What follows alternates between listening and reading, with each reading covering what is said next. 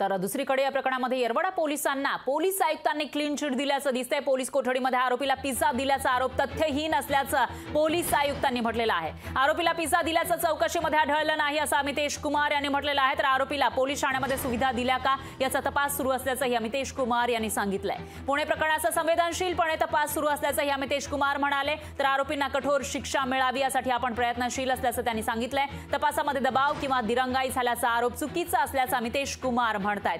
तर एका बिल्डरच्या मुलानं दोघांचा जीव घेतला होता आणि त्याच्यामध्ये पोलीस त्याला मदत करत होते। पोलीस त्याला जामीन मिळावा यासाठी मदत करत होते, त्याला विशेष सुविधा पुरवत होते असा आरोप केला जात होता आणि त्याच्यावरून अमितेश कुमार यांनी येरवडा पोलिसांना क्लीन चिट दिल्याचं दिसतंय। मध्ये पोलिसांनी किंवा काही लोकांकडून दिरंगाई झाली किंवा काही मॅनेज झाले या विषयावर तक्रार येत आहे।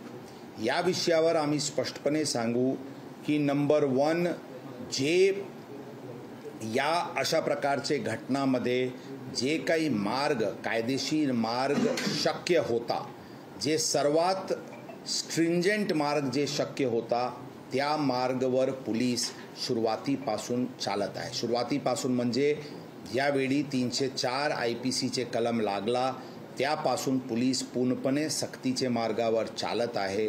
म्हणून काही दबाव आला किंवा काही दिरंगाई झाली असे म्हणणे शक्य नाही। सर्व गोष्टीवर क्राईम ब्रांच करून स्ट्रॉंग तपास सुरू आहे।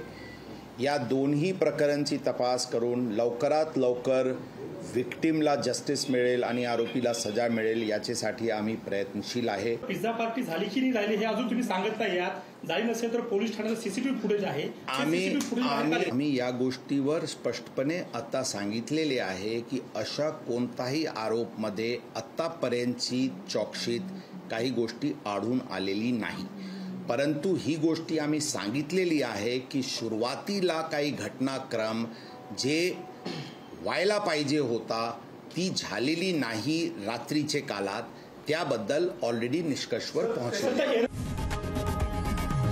लोकशाही मराठी ऐका, पहा, जागरूक रहा।